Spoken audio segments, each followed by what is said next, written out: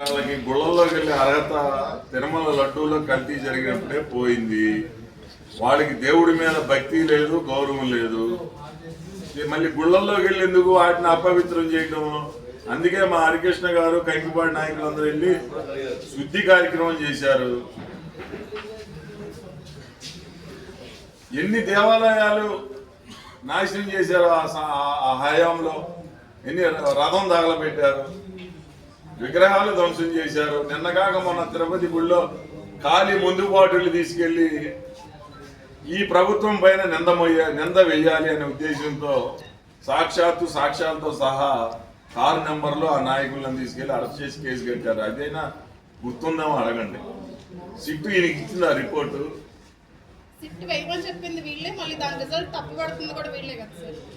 Sit result ఇచ్చింది ప్రభుత్వం దగ్గర ఉంది నివేదిక. ఆయన దగ్గర లేదు, నా దగ్గర లేదు. అది వచ్చినాకే చంద్రబాబు నాయుడు గారు మాట్లాడారు, కల్తీ జరిగింది సాక్షాత్తు అని. గతంలో కూడా ప్రజాప్రతినిధులు జరుగుతుందని. కానీ ఏమి స్ఫూర్తినిస్తున్నాం? అధికారంలో ఉన్నప్పుడు భౌతికంగా దాడులు చేయడం, అభివృద్ధి వినాశనం చేయడం, ఇవన్నీ కూడా చేస్తే ప్రతిపక్ష పార్టీలో 11 ప్రతిపక్ష పాత్ర కూడా లేకుండా మరి ఈరోజు మిమ్మల్ని 11 సీట్లకు పరిమితం చేస్తే, అయినా కానీ కనీసం బుద్ధి జ్ఞానం కూడా లేకుండా మళ్ళీ ముఖ్యమంత్రి గారిని ఆ విధంగా దూషించడం అనేది సరైన పద్ధతి కాదు. రాజకీయ నాయకులుగా మనం 10 మందికి మంచి జరగాలి అనే స్ఫూర్తిని ఇచ్చే విధంగా మన ప్రవర్తన ఉండాలే కానీ ఈ విధంగా రాబోయే రాజకీయ నాయకులకి ఇలాంటి స్ఫూర్తినిస్తే మరి ఎట్లా ప్రజల్లోకి ఏ విధంగా మనం తీసుకెళ్తా ఉన్నాం? ఒక హింసని కానీ, లేకపోతే ఒక సంస్కారం లేని మాటలను కానీ, అభివృద్ధి వినాశనం కానీ, ఇవన్నీ కూడా మీరు ప్రజలకి గత 5 సంవత్సరాల్లో చూపించారు. ప్రతిపక్షంలో ఉండగా కూడా ఇదే చేస్తే మరి మిమ్మల్ని ఏం చేయాలనేది ప్రజలు ఆలోచిస్తారు. మొన్న ఆలోచించి 11 సీట్లకు ఇచ్చారు. ఈసారి ఆలోచిస్తే ఎన్కౌంటర్ చేయటం కాదు, పొలిటికల్ ఎన్కౌంటర్, అంటే శాశ్వతంగా రాజకీయాల్లో లేకుండా మిమ్మల్ని ప్రజలే ఎన్కౌంటర్ చేస్తారని చెప్పి ఈ సందర్భంగా తెలియజేస్తారు. నెయ్యి మనం కొనాలంటే 1000 రూపాయల నుంచి 4000, 3000 రూపాయలు ఉంది. మరి వీళ్ళు నెయ్యి సరఫరాని అంత తక్కువకి ఎలా తీసుకురాగలిగారు? 350 రూపాయలకి నెయ్యి ఎలా వస్తుంది?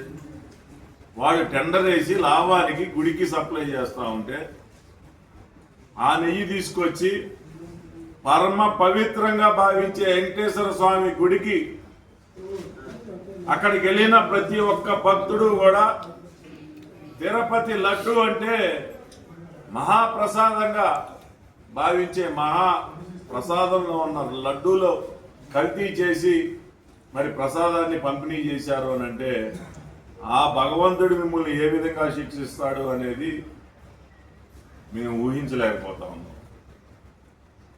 ఇకనైనా బుద్ధి తెచ్చుకోండి, ఒక కన్స్ట్రక్టివ్గా ప్రతిపక్ష పాత్ర పోషించండి. అంతేగాని ప్రజలకి ఈ విధమైన సంస్కారం లేని సంస్కృతిని నేర్పమాకండి అని చెప్పి ఈ సందర్భంగా వీళ్ళే కాదు, అప్పుడే కొత్తగా వచ్చిన నాయకులు కూడా మొదలుపెట్టారు. మేము కొన్ని విమర్శలు చేస్తే నోరు కొంచెం శుద్ధి చేసుకుంటే పోద్ది. ఏదేదో మాట్లాడుతున్నారు, సన్నాసులు అంటున్నారు, ఎదవలు అంటున్నారు. మాట్లాడు, నువ్వు నీ రాజకీయ భవిష్యత్తు కోసం మాట్లాడండి, లేకపోతే మేము తప్పులు చేస్తే మాట్లాడండి. లేకపోతే నియోజకవర్గంలో ఇలా చేస్తే బాగుంటుంది, ఈ రోడ్డు వేస్తే బాగుంటుంది, ఈ లైబ్రరీ కడితే బాగుంటుంది, లేకపోతే పేదవాళ్ళకి ఇది చేస్తే బాగుంటుంది అని చెప్పండి, లేకపోతే మేము అవినీతి చేస్తే చెప్పండి. కానీ మాట్లాడే విధానానికి కూడా ఒక పద్ధతి అనేది అలవాటు చేసుకుంటే ప్రజలు విశ్వసిస్తారు, లేకపోతే నేలకేసి తొక్కుతారు. అంబటి రాంబాబు అనే వ్యక్తి ఈ సమాజంలో ఉండటానికి అర్హత లేని వ్యక్తిగా మేమందరం కూడా భావిస్తా ఉన్నాం. ఒక ముఖ్యమంత్రి తల్లిని, ఒక ముఖ్యమంత్రిని అసభ్య పదజాలంతో దేశంలో ఎక్కడా కూడా ఇలాంటి భాష ఎవరు వాడుండరు. మరి చట్టం ద్వారా శిక్ష పడుతుందో లేకపోతే ప్రజలు శిక్షిస్తారో, నేనైతే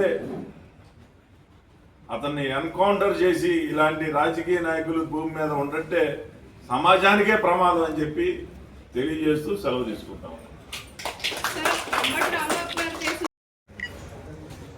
కర్రె కాల్చి వాతలు పెట్టిన వైసీపీ నాయకులకి బుద్ధి రాల. గత ఎన్నికల్లో అధికారంలో ఉన్నప్పుడు మేము చాలా నిరసన కార్యక్రమాలు చేశాం. కొన్ని మేము చేసిన అభివృద్ధి వాళ్ళు కొనసాగించలేని వాటిని కూడా మేము వెళ్ళి అభివృద్ధి చేయలేకపోతా ఉన్నారు, ఎప్పుడు చేస్తారని ప్రశ్నిస్తే పోటీగా నిరసనగా మా మీదకే అధికారంలో ఉన్న పార్టీ ప్రతిపక్ష పార్టీ పైన దాడి చేసే విధంగా బూతులు తిట్టి యనమల కుదురు బ్రిడ్జి ఎందుకు కట్టట్లేదు అని చెప్పి ఆ రోజు ప్రశ్నిస్తే అప్పుడు అక్కడున్న వైసీపీ నాయకులు మా మీదకి దాడికి వచ్చారు. అంటే అధికారంలో ఉన్నప్పుడు కన్ను మిన్ను కానరాక ప్రతిపక్ష పార్టీ ఇది మీరు చేయలేకపోతున్నారు అని చెప్పి వాళ్ళకి తెలియచేసినా కానీ మా మీదకి దాడి చేసే విధానం వాళ్ళది. అందుకనే ప్రజలు ఆ రోజు బుద్ధి చెప్పి 11 సీట్లకు పరిమితం చేశారు. ప్రతిపక్షంలో కూర్చున్నా కూడా బుద్ధి రావట్లేదు. తిరుమల కొండ పైన కల్తీ జరిగింది అని చెప్పి 6 నెలలు 7 నెలల నుంచి విచారణలు జరుగుతూ ఉన్నాయి. దాని మీద విచారణ అధికారులు కల్తీ జరిగింది అని నిర్ధారణ చేసి తెలియజేసిన తర్వాత ఈ పాపం అంతా వాళ్ళ మీద పడతా ఉంది. వాళ్ళు చేసిన అవినీతి కానీ పాపం కానీ బయటకు వస్తా ఉన్నాయని చెప్పేసి అధికారం లేకపోయినా కానీ కన్ను మిన్ను కాని రాకుండా సాక్షాత్ ముఖ్యమంత్రిని మరి ఎవరో వినలేని పదజాలం వాడి, నేను ఒకటే చెప్తా ఉన్నా, ఇలాంటి పదాలు వాడే రాజకీయ నాయకులు ఎన్కౌంటర్ చేయాలని చెప్పి నేను అడుగుతూ డిమాండ్ చేస్తా ఉన్నా. ఎందుకు అనంటే ఒక రాజకీయ నాయకుడు అంటే ప్రజలకి కానీ యువతకి కానీ ఒక స్ఫూర్తినిచ్చే విధంగా మన మాటలు కానీ చేసే పనులు కానీ ఉండాలి. కానీ భవిష్యత్తుకి ఏం మెసేజ్ ఇస్తా ఉన్నారు? ప్రజలు మనల్ని ఎందుకు ఎన్నుకున్నారు? అభివృద్ధి చేస్తారని, మంచి చేస్తారని,